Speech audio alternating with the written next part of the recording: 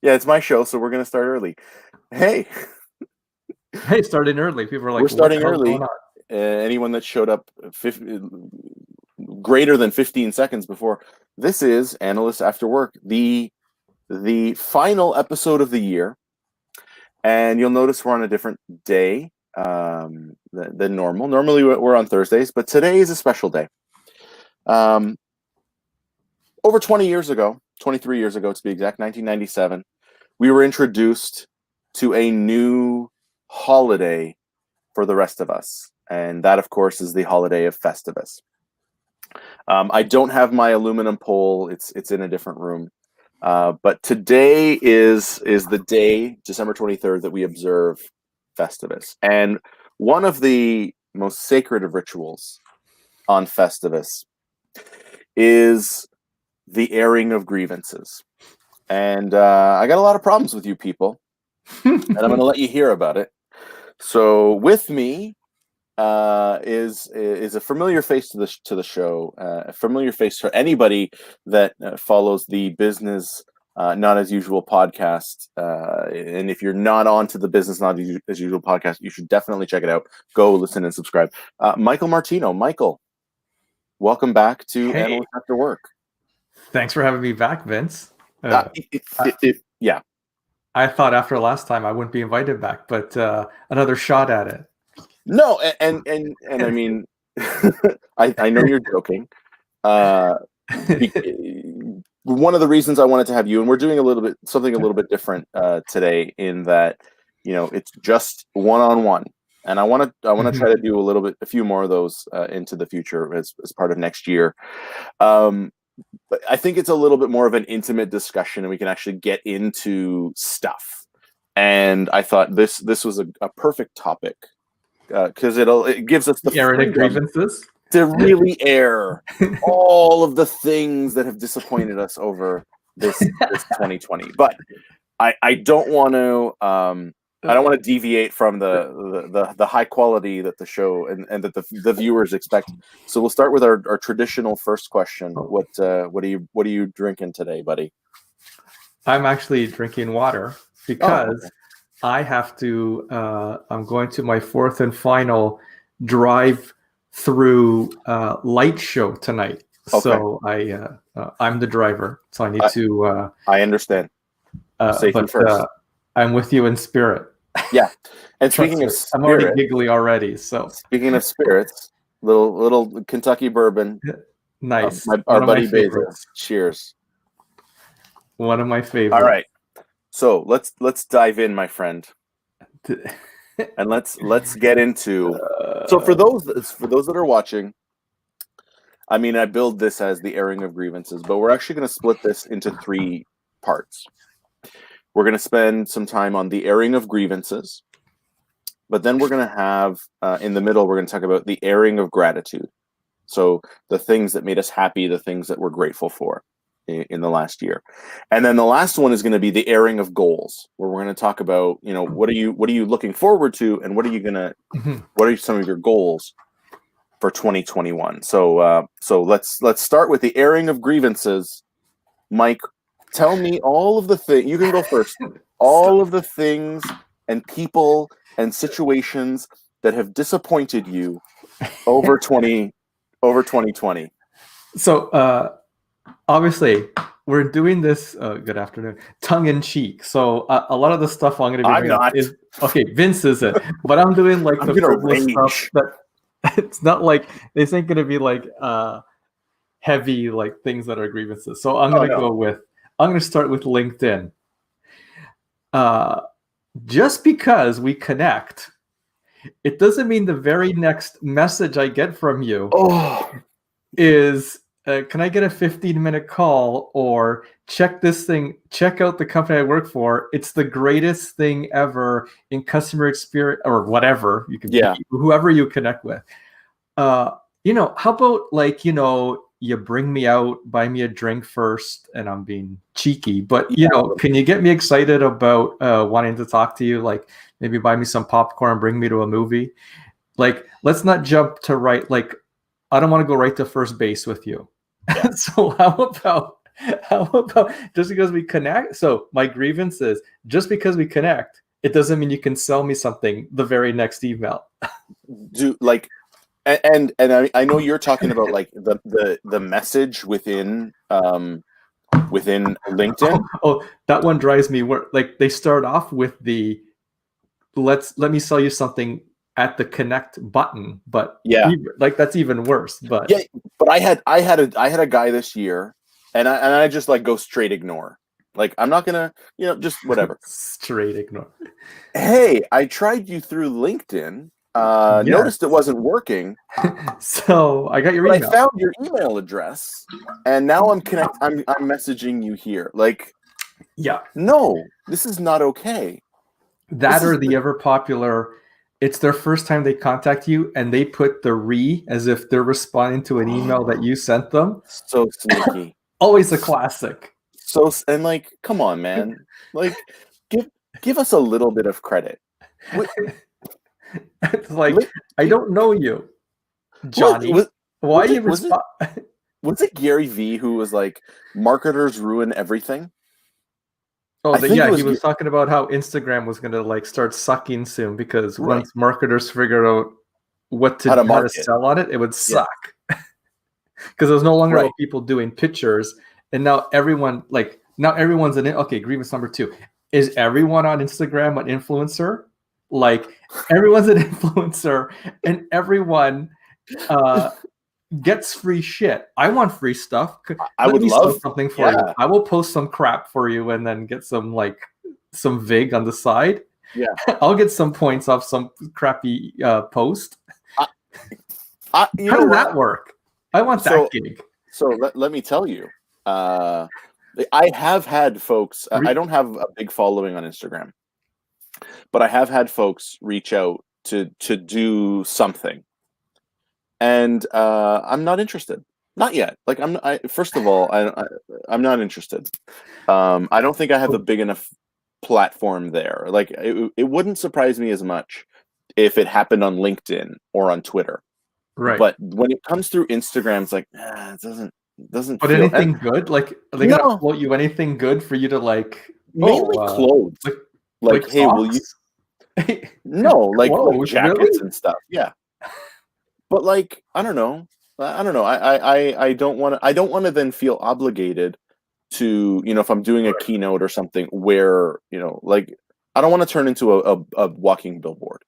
Right. But yeah, like, so anyway, marketers ruin everything.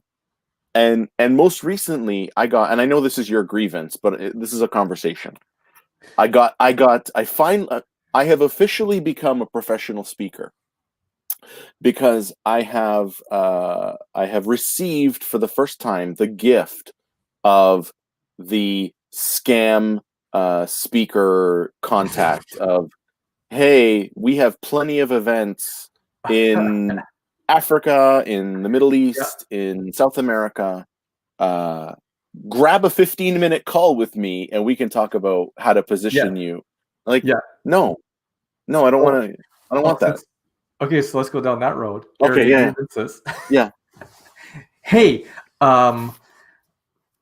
we would like to have you as our keynote story on our online magazine here. Mm-hmm. Of which I was like, okay, that's cool because I'm just like busy and maybe a little like these people actually want to listen to me. Yeah. And so I reached out to one of the VPs in our company and said in our communications department said, hey, what do you think if I do this? Mm-hmm. And he said, I think I've heard about these guys before.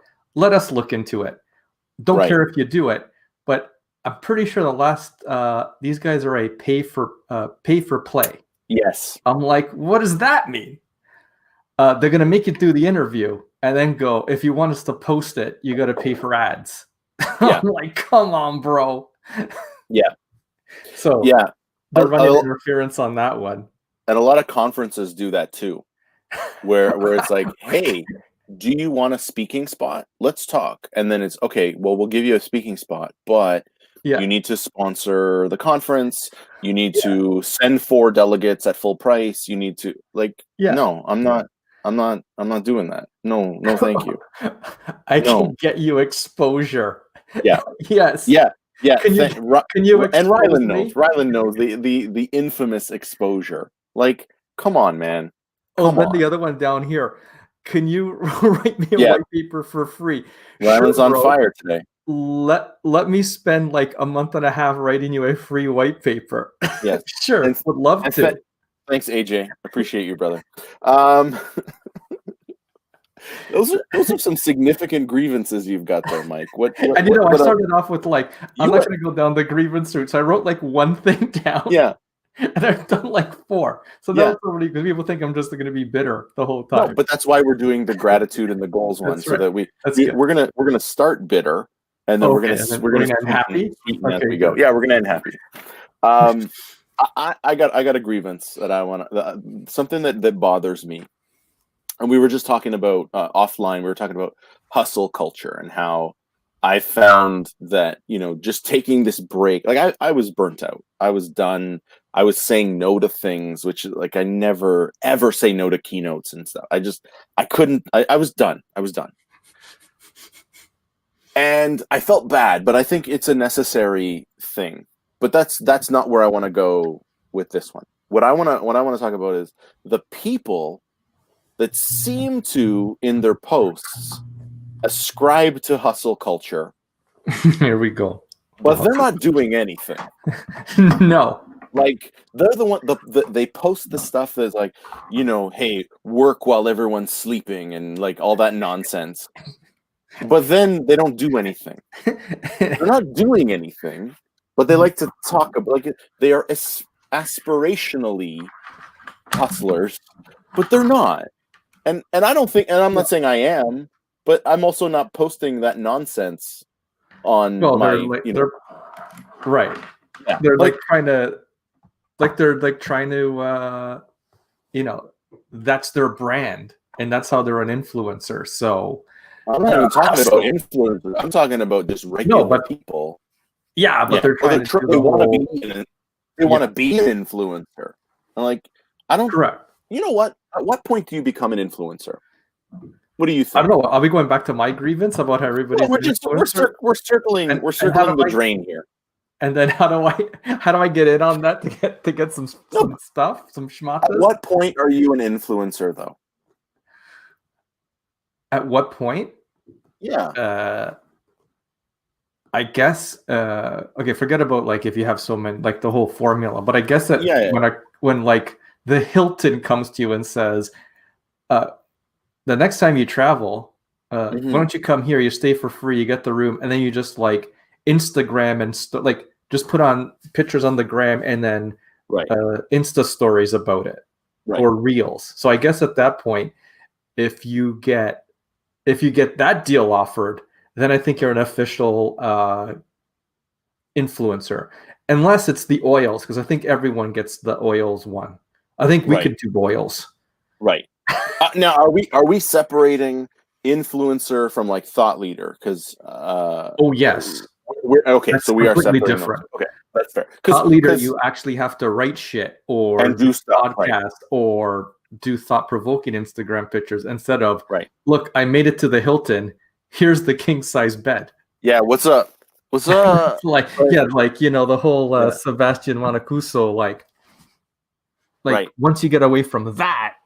Right. Like an influencer would be, you're known for, writing about business analysis and people want you to present, as opposed to, but if anybody wants to get me like free running shoes all the time, or like if Under Armour wants to give me my own line of shoes, I don't think you and Steph Curry are in the same category, my friend. I don't think me and The Rock are in the same category. You're not. I mean, and that's why I wanted to draw that distinction, right? Because when it comes to thought leadership, I mean, for those that are on or that are here today, and maybe don't listen to the Business Not As Usual podcast, which if you don't, you definitely should go check out the Business Not As Usual podcast. But each of us respectively ranks in the top 10 in a category of thought leadership on the Thinkers 360. You're in the top 10 in GovTech. GovTech. I just cracked in the illustrious culture category, which I'm very happy. That's a big one. My downfall, though, because there's really not a lot of swag in GovTech. It's not. Oracle's not gonna. Hey, you want our portal for free at your house? Yeah. Oracle's not dropping stuff. Hey, you gotta break out of that public sector. Yeah. So I mean, for me, just to come back, I get criticized for not really using Instagram or social media. I don't use it as much or as effectively as I probably could. It's exhausting to do. Like, I know you put a lot of stuff out there, and it's tiring. But I also then get criticized by, and I won't name names, but I do get criticized from, you shouldn't post that on Instagram. It's not, that doesn't really look good.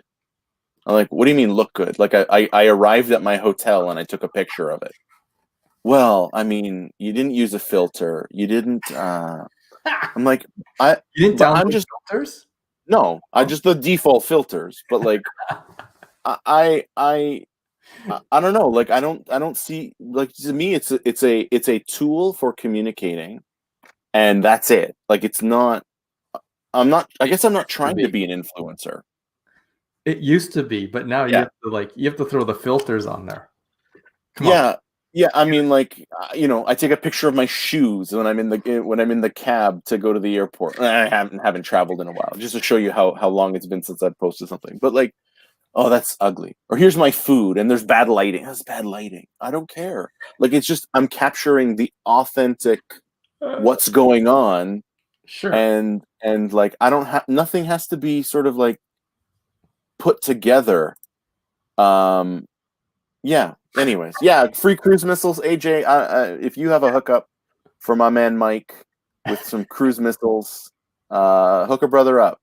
What else you got on your list, AJ? What else you got? Me? I don't have a lot. I just,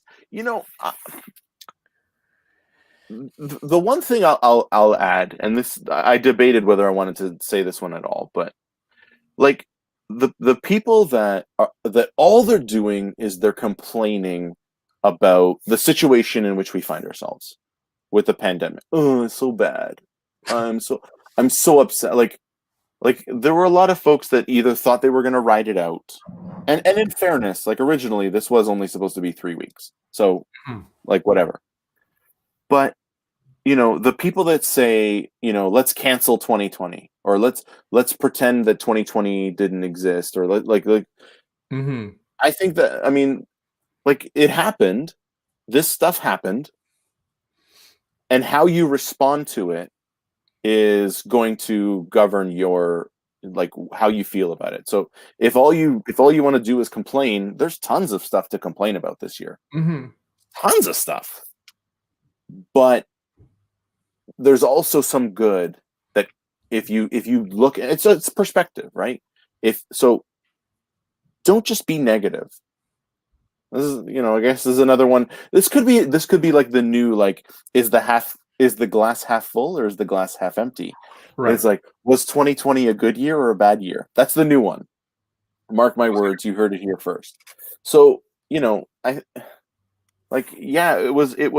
was a rough year. But there have been other rough years, and so that's it. Like, and this isn't sort of a grievance; it's just sort of a more of a comment than anything else. I feel better. How about you? I feel good. I feel good. Yeah. Okay. And for grievances, you want to do more grievances? Yeah. No, I don't want to do the whole thing of grievances. I want to move on. So let's move then to the airing of gratitude. So, and by the way, for those that are watching live, feel free in the comments, in the chat, put in, like, what are some of your grievances, and now, what are some of the things you're grateful for, and I'll throw some of them up on the screen as I try to read them and still converse with Mikey here. So Mike, gratitude. What are some of the things that over the past year you are grateful for? So I think I will start with having the good sense to say yes to a lot of things until I need to say no. But saying yes to a lot of things meant we started the podcast this year, which has and we said we would take a different approach. I think we talked about it on the podcast, but Yeah. we would we're going to do once a week. That was our time commitment, and we were going to be consistent. Mm-hmm. Yes, that's true. COVID Yes, Ryland, we're with you. We're with you. Yeah. And how come there's always anti-maskers? How come there's no anti-hand washers? No one ever complains about everybody telling them to wash their hands. Yeah. I think I've like washed the tan off of me. I generally have a pretty good tan. I don't have tan on my hands. Arms still tan, hands no. So right. Which also led to us other gratitude, us presenting. Mm-hmm. That was cool. Mm-hmm. And I've done a bunch of podcasts, and I did all those things because I was able to work from home. So we were able to, instead of having to fly to Vegas, we got ready, took an hour out, and then I think we both continued with our day. The podcast, it's not like I had to go anywhere. I did my podcast. I did a 3 series. And so, I mean, the pandemic has made us stay home, but some of the positives, I've worked more than I ever have. And also I've been able to do a lot more stuff. Right. Including tan. Yeah, I didn't, but that was mainly my fault. But yeah. You had time to tan? No, it's just you're just joking. The ring light is like having a tan most of the time. Oh yeah, the ring light. Yes. That's how you get this nice little glow. Yeah. On the ring light. Yeah. Yeah, I mean, I this is going to sort of border on grievance, but it's not meant to. Of all of the trips that I had planned this year, Vegas was the one I was the most looking forward to. I bet. Because I've never been. So it was an excuse to go to Vegas. Mm-hmm. So I was legitimately disappointed. You've never been to Vegas? Sorry. I've never been to Vegas. Oh my gosh. How does a guy who's a professional speaker never been to Vegas? This is what I'm Isn't saying. That like the hotbed of speaking? It is. I have not gotten out there. I just, I did LA a couple of years ago. That was great. But never been to Vegas, socially or professionally. So I was looking forward to that one. But at the same time, you're right. Like, I had the opportunity this year.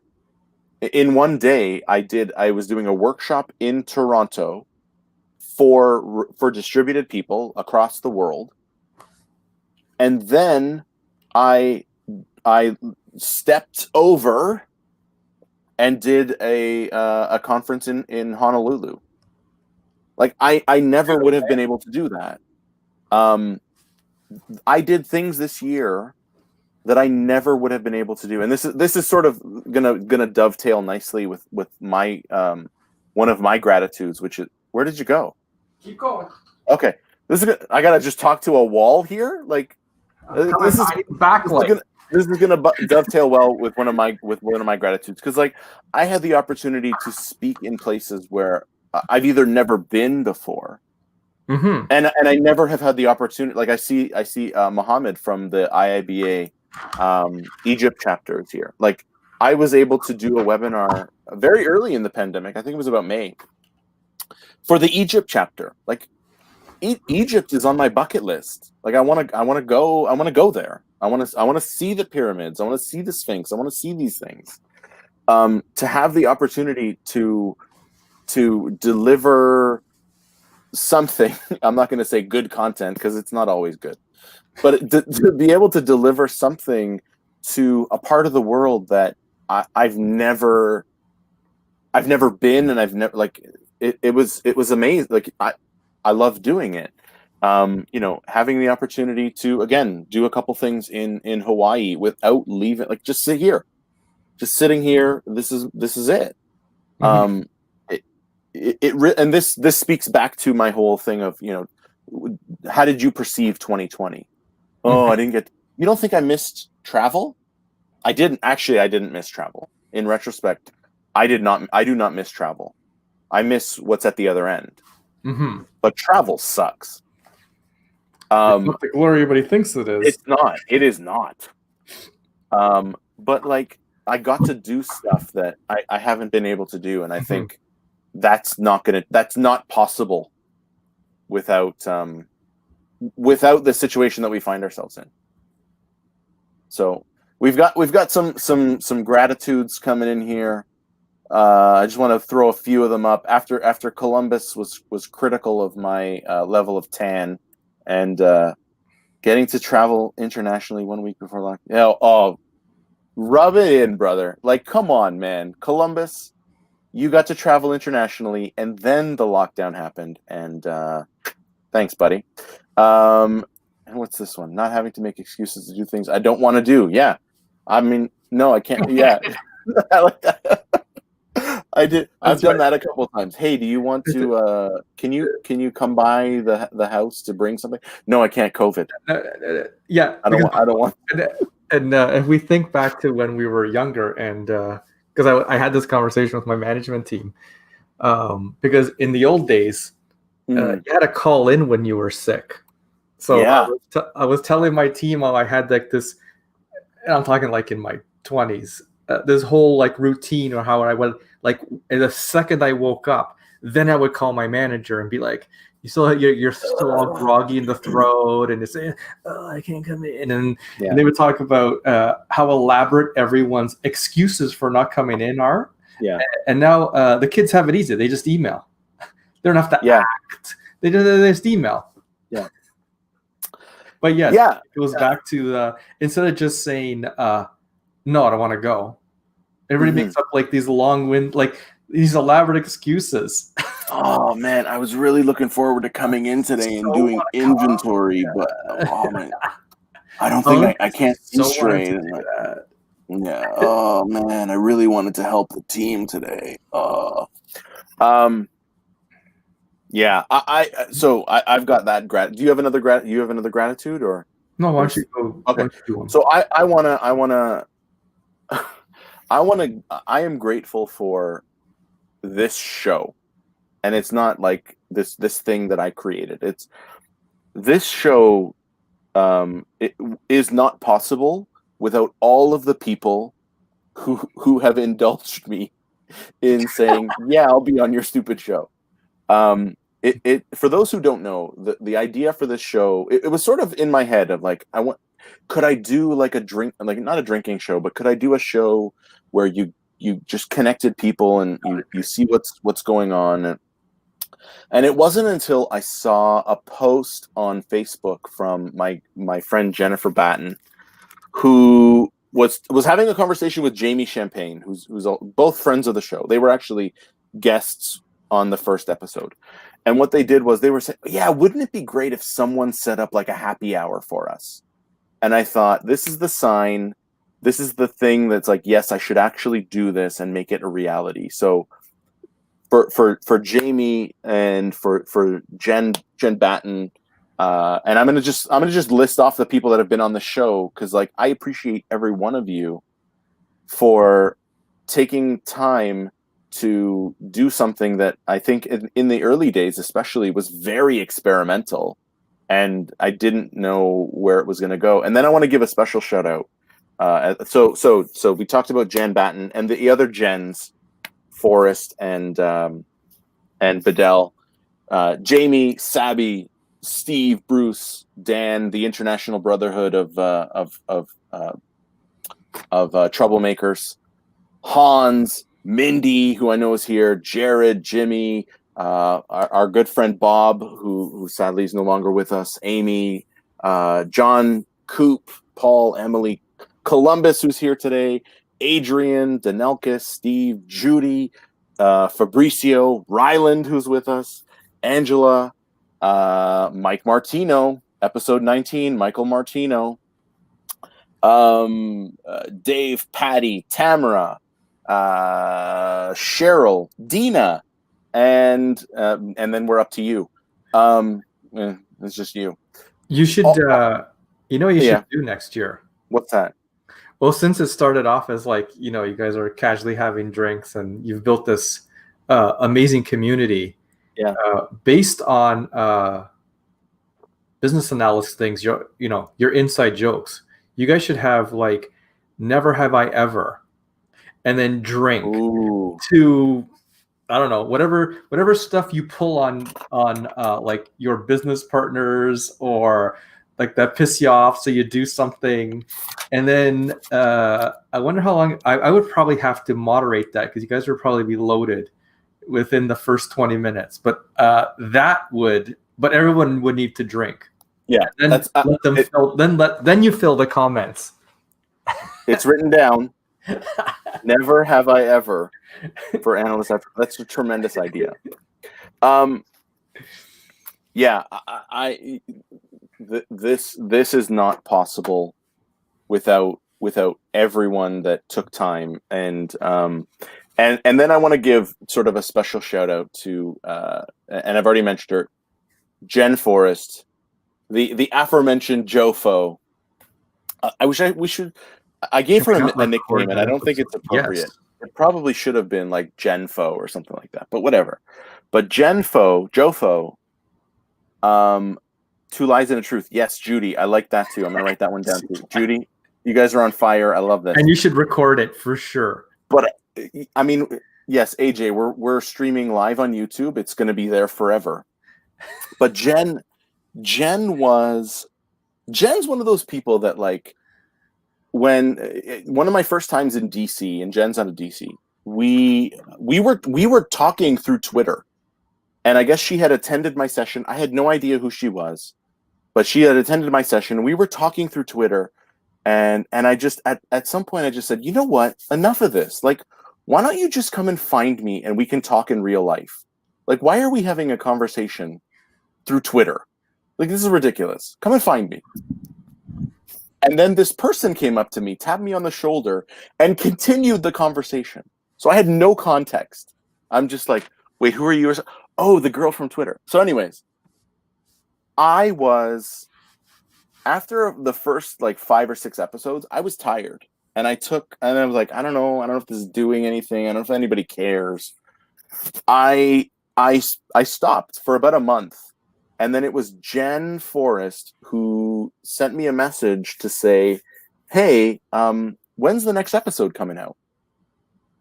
And it was that thing. It was like, okay, I guess some people actually do care about this. And so I guess I'll bring it back. And I think it was good because it came back much better. I think in the early days, like if you go back and watch the first episode, it was a very like, so what's going on, everyone?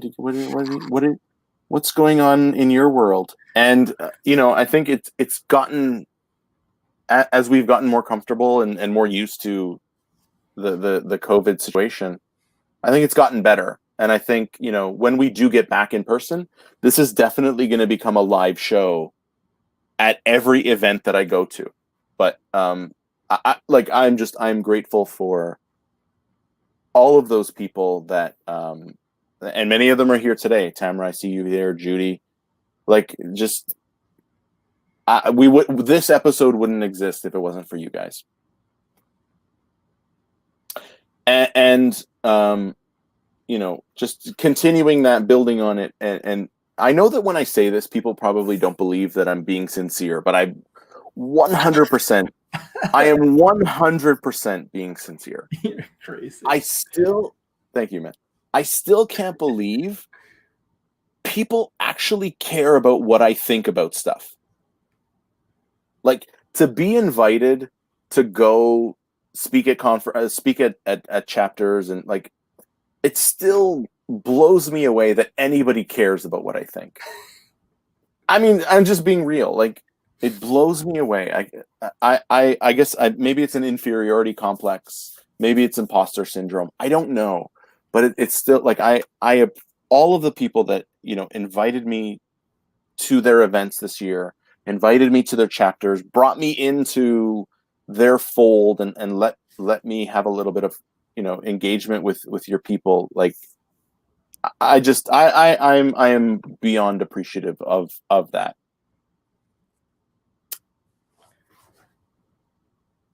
Nice. I think Vince is going to tear up. I think he already has. All right. You know what? I have. Tear up? Yeah, I have. No, I'm not tearing up now. I have teared up once on this show, and I did not expect to, but I think it was actually my man Columbus who told a story. And if you, I'm not going to revisit it here, but if you want to go back to episode 12 with Columbus, it was in, sort of, just to frame it, it was in post George Floyd, and it was a very emotional moment. So, like, and I think that's the only time and it wasn't full on waterworks, but like, I did have to wipe away a tear, and it was legitimate. So, all of those moments, I've enjoyed doing this whole thing. I'm it's not often, Mike, this, we go back enough that, like, if the fact that I'm sort of speechless, I'm at a loss. It's just, and I mean, okay, thanks, Rylan. It's not a Sally Field moment. It's not that, but it's just, it's just, if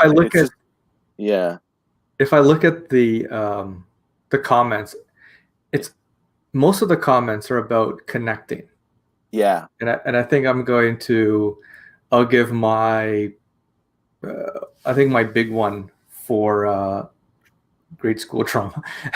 I'll give my and Vince, like you said, we go back a long time, and I think pandemic, we would cross paths, and you would see me running from one meeting to the next, and I don't think I really connected with the leaders that reported into me.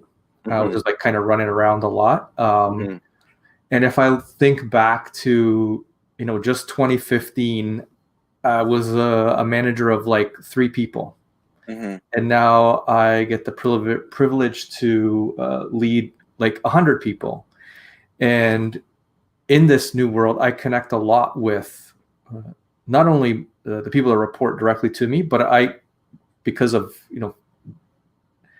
physical, like, distance is not a problem anymore. I get to have half-hour coffees with people, all those 100 people, like a quick 20 minutes, a quick half hour, and I've met more people who report into other people that eventually report to me than I have in probably all of my years from 2015. So for me, the gratitude is around connecting and being able to be more visible and give more advice to people coming up, and people trying to figure stuff out, and people trying to understand what's going on in the world, but also where we work. So that's my gratitude. I get funny, being away from work has made me more connected to the people at work, which is ironic, but that's the thing I have a lot of gratitude for in 2020. Yeah. And that's, again, it's that idea of connection, right? Like, we can be connected. I know, I don't know if Amy's here today, but I know Amy, with the Project World conferences, she describes it as going to camp. And for me, I think the thing, again, I don't look forward to the travel, but I look forward to, I know that, Jamie's going to be at this conference, and I know that, Jimmy and Sabby are going to, just people that are there that I know I can hang out with.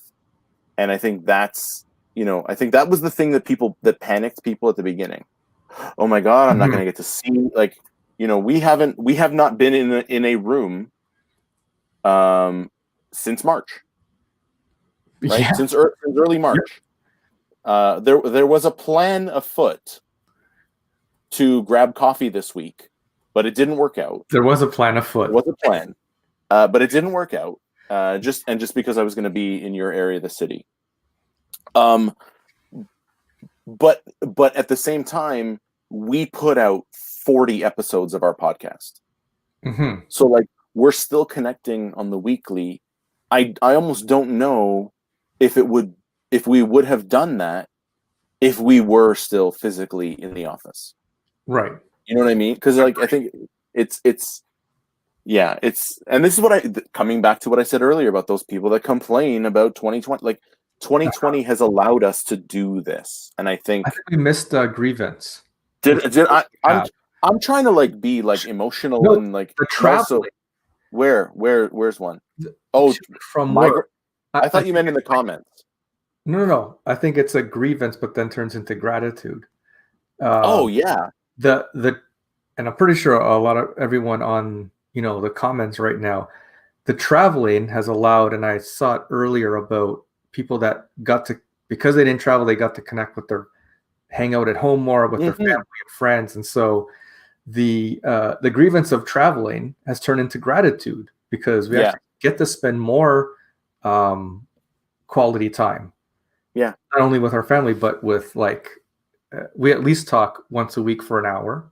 Yeah, at the minimum, and then so lots of connecting and lots of community from which is all has been the last 10 minutes of comments. Yeah, and and that was the thing that I think was lost on me at the beginning of the show. To me, it was just an opportunity to like hang out with people and drink. And I didn't, and I think the community aspect of it didn't dawn on me until later. That there's something here that like I look at people like the usual suspects, the folks that always show up for this episode for the show. Judy, Muhammad, like they're Tamara, like they're always here, and like it they are taking time away from their work or their life to spend an hour just listening to me prattle on with people that are on the show, and they've both been on the show, which is good, but like it's the community piece I missed at the beginning, and I think that was an unintentional but totally necessary benefit of this show. But it's not all about the show. Like it's fun. I have a good time, and I'm I know that everyone else has a good time as well. And everyone that has been on the show has an open invite to be back anytime. And I'm planning on doing some stuff a little bit different in 2021, just doing more of these sort of one-on-one where we can deep dive a topic or a subject, and not as social, but not quite a webinar, but a little bit more informational. I'm feeling grateful now, Mike. How are you? I'm super grateful. All right. Well, let's then move from gratitude into the airing of goals for 2021. The airing of goals, and you and I have had some discussions on some stuff, and we talked about it in our last podcast, and we'll talk about it again here today because I think it's kind of cool. But what are some of your goals? And again, for everybody that's with us today, what are some of your goals for 2021? What are some of the things you want to achieve? But Mike, we'll start with you, man. What's 20? What are you looking forward to doing and achieving in 2021? So 2021 is actually the start of a new, for lack of a better word, an arc. And to let everyone know what I'm talking, in 2018, my team and I set upon a journey. We created a team, but then we set upon a journey for a vision and an overhaul of the work that we do and the products that we put out and the journeys that we give to people for the company that you and I work for, Vince. Mm-hmm. And which shall remain nameless but I mean, it's on LinkedIn. You can go check it out. Easy to figure that out. It's not hard, but I'm just saying. Yeah. And so last week it was I said it, I did it meeting for senior leadership. So I said I was going to do this. A lot of people said they were going to do it. They didn't do it. I said it, I did it. And so now 2021 is actually, what does the next 2 years look like? And so I have an ambitious plan to create not self-service for Citizens Ontario, but a platform for them to come and exchange ideas and information and services as part of the work they need to do with us, but part of a grander scheme in Ontario. So I'm excited about that. More to come, but it's around government as a platform, digital identity. And so it's an ambitious 2 or 3 year vision, but 2021 is the start of that. And I mean, lucky for you, I know a guy. Good. I know a guy who could be useful. Just saying. What's that? I said, yeah. Yeah. Okay. I thought you were going to go into detail and tell everyone how awesome I am. And that's your goal. I mean, it's always nice to hear that, that you're not a fraud. Again, this comes back to imposter syndrome. Like, sometimes I feel like a bit of an imposter when I go to these conferences and I talk about stuff and then I feel like, when are people going to figure out that I'm actually full of it? When are people going to figure out I actually don't know as much as I maybe put out? And I think that we've done 40. Yeah. After every podcast, I'm like, I wonder if someone's going to call us on this shit. Yeah.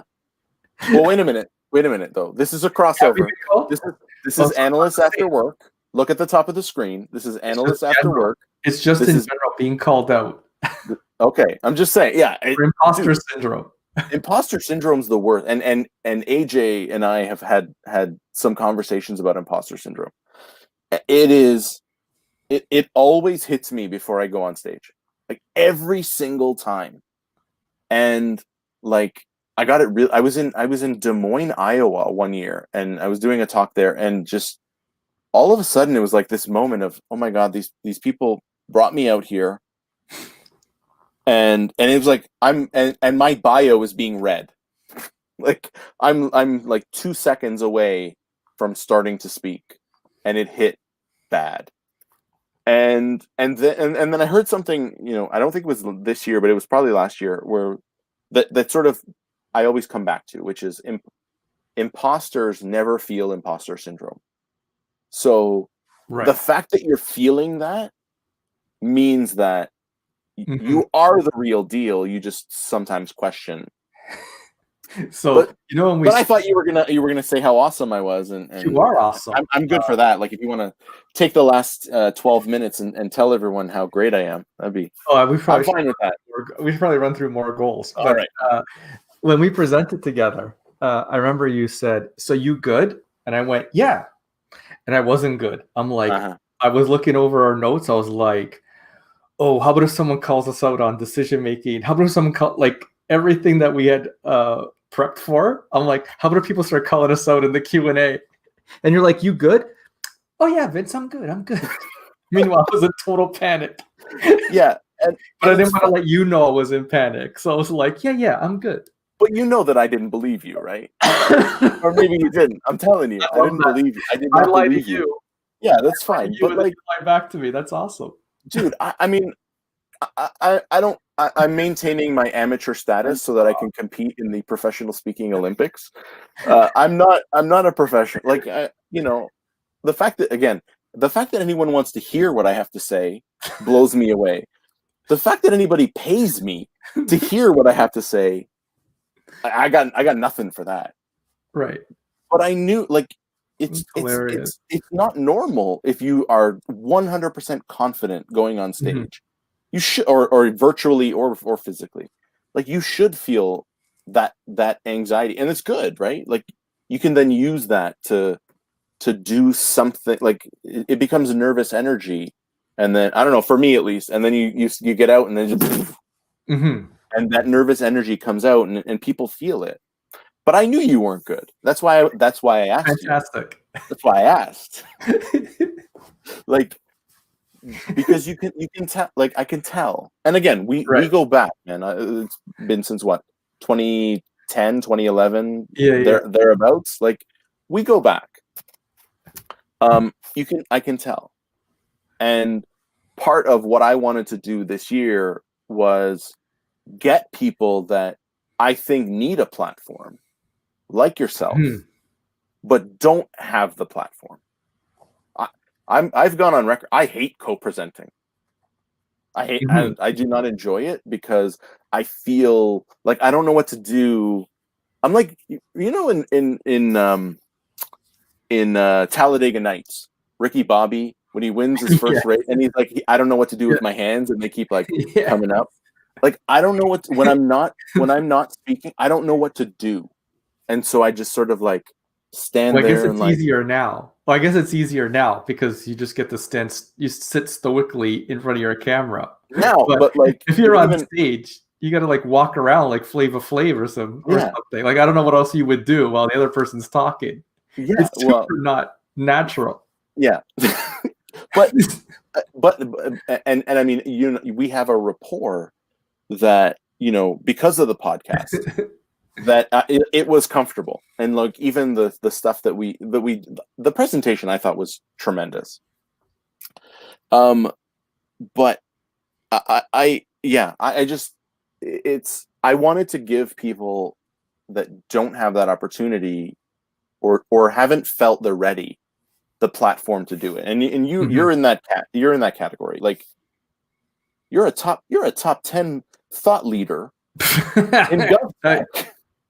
I don't get any swag for it, but yeah, you don't get any swag. I don't get any either. But like, I know you've got a message to deliver, and giving people that opportunity. I wanted to encourage that, and it's part of one of my goals for 2021 is the probably ambitious project that I just kicked off with another friend of the show, Adrian Reed, that we're calling Serendipity.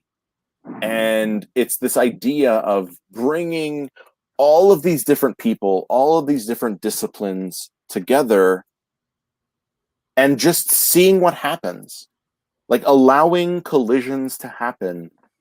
And part of that means not having the same old, speakers that are at every conference.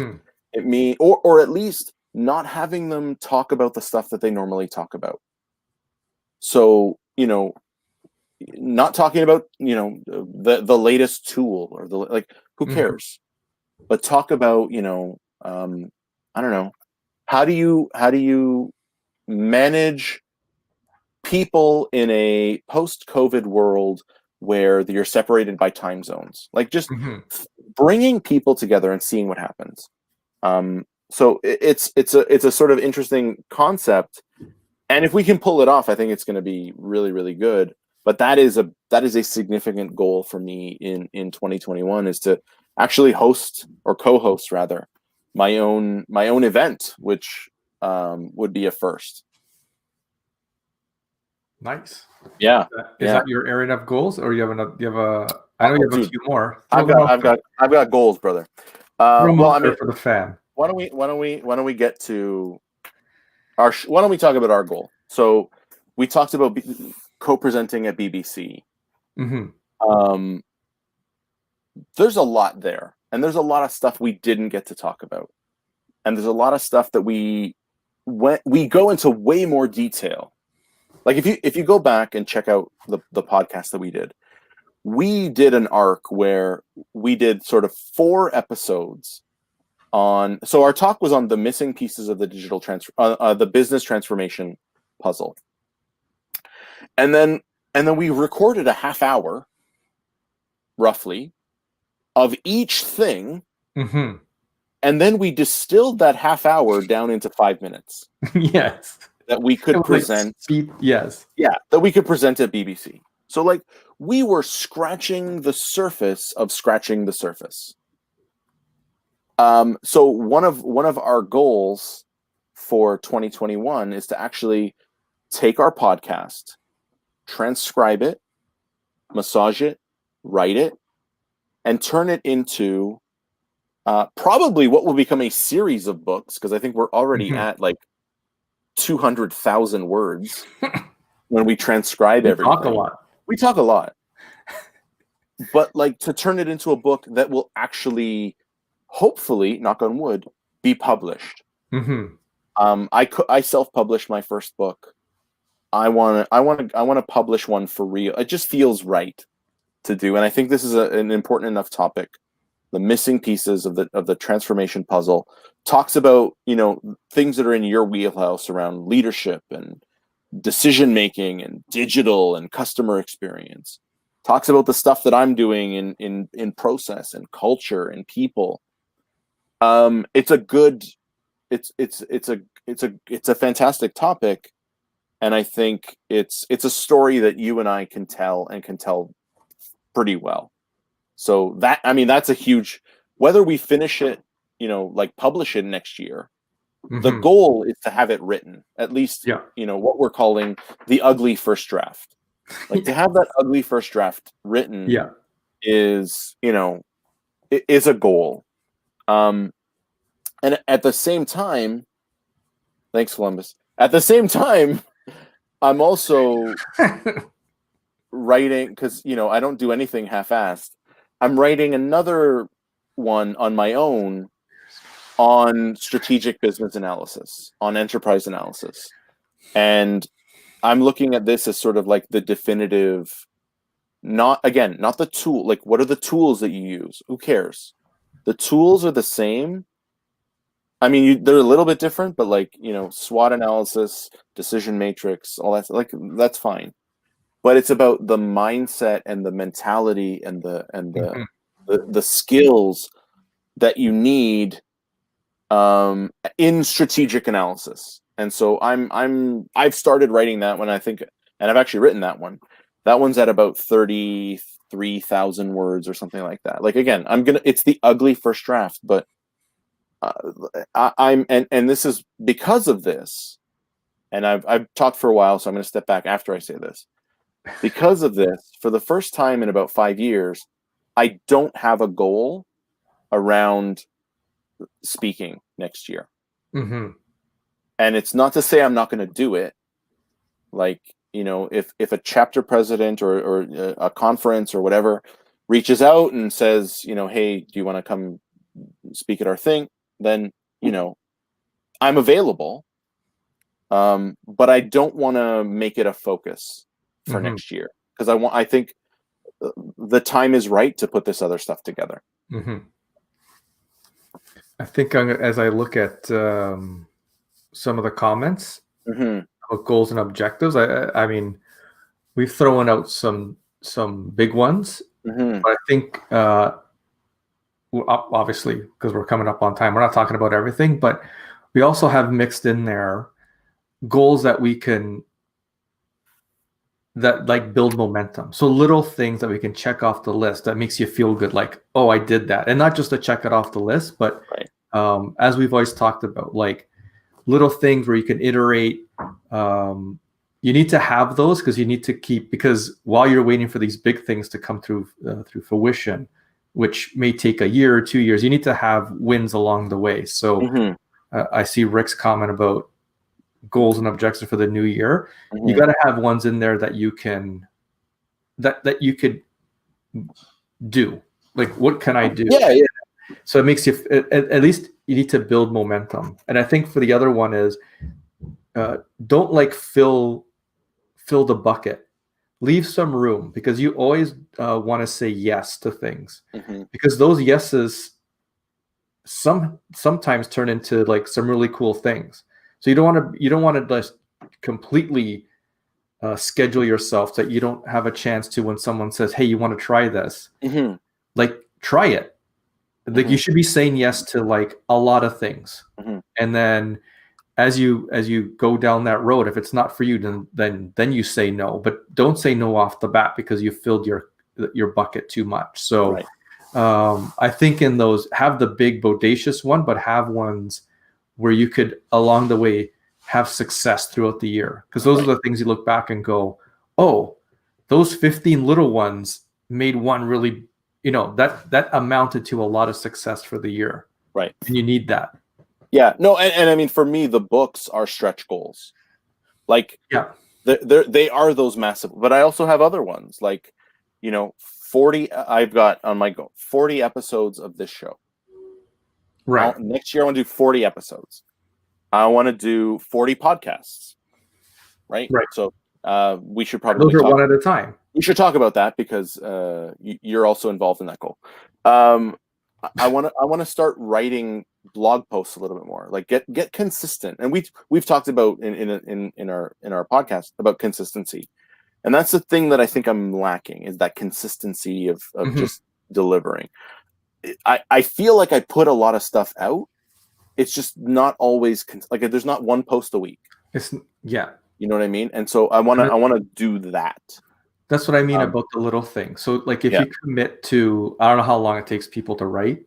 Like if it takes you an hour to write, and it doesn't have to be we talked about Vince. It doesn't have to be 3,000 words. No. Like if you go to Seth Godin's blog,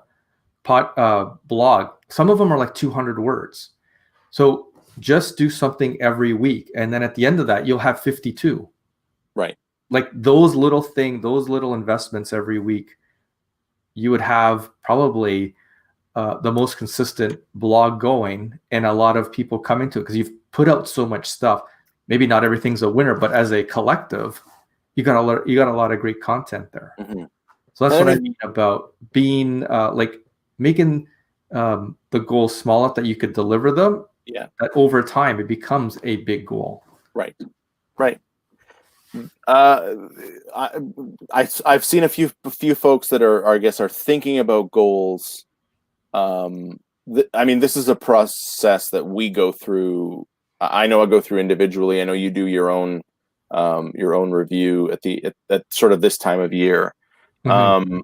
So this, we've thought about this, and but you should be, looking at goals for the following year, just so that you've got some North Star. Yes. You need to be going somewhere. You need to be going somewhere, and I think I think we all have, and your goals don't have to be, I'm going to write a book, or it doesn't have to be, early on. My goal was, I'm just going to speak at. I wanted to speak at Project World. And Amy gave me my shot, and I got to do, and that was it. That to me, that year was like my stretch goal. But then you grow, and it gets bigger, and it gets bigger, and without those little ones, you don't get to the big one, because even the big one is a series of little ones.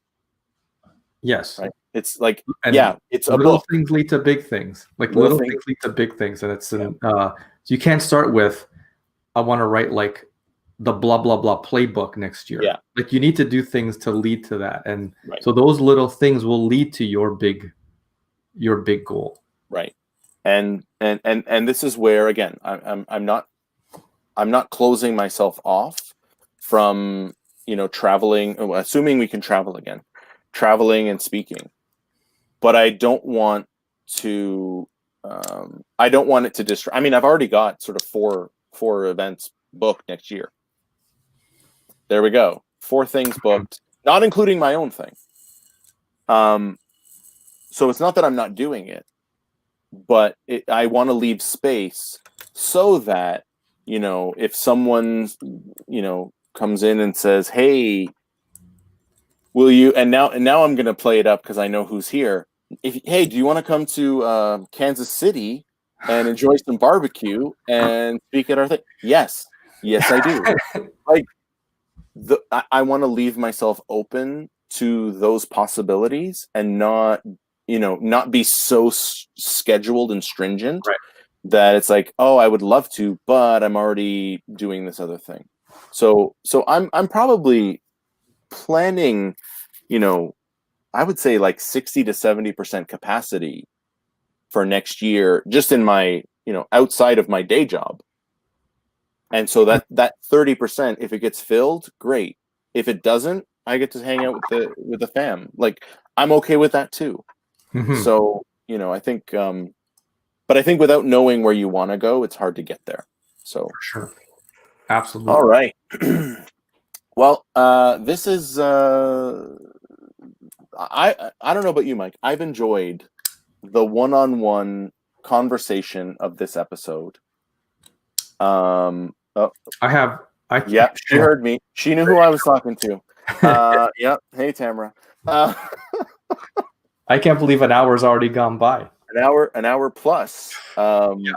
And this is why, like, I think we got into a lot of stuff that we wouldn't have been able to if there was one extra person or two extra people. And it's not, I don't want more people. Like, again, this is about community, but I really wanted to get to be able to dive a little bit deeper in this discussion, because I thought it was important. So this will, I will be publishing this as and we've talked about, as part of the Business Not As Usual podcast. If you don't already, go listen, subscribe, comment, tell us what you think. We're pushing, I think, 40 episodes at this point. But yeah, so this is going to be there. And Mike, one last gratitude, grievance, all roll into one. I appreciate you, brother. You are the best, and thank you for putting up with my crap at work and off and after hours. Well, thanks, Vince. And Vince, thanks for being my co-host. But thanks for inviting me here. You guys have a great community. It's I can see that everyone is friends here. So thanks for inviting me into your community, into your family. And I hope, Vince, you have a great holiday season, as well as everyone on this call. You as well. And it's been fun, and thanks for all the laughs this year, Vince. It's been awesome. And for everyone that has joined today, and I see you guys, and I got to scroll back up, and I'm Tamara, Judy, Mindy, Emerson, Mohammed, all of you, Jared, appreciate you all. I'm going to take a little bit of a break from this for the rest of the year, but we'll be back in 2021. This has been Analysts After Work. Merry Christmas, Happy Hanukkah, Happy Kwanzaa, and Happy Festivus to everyone.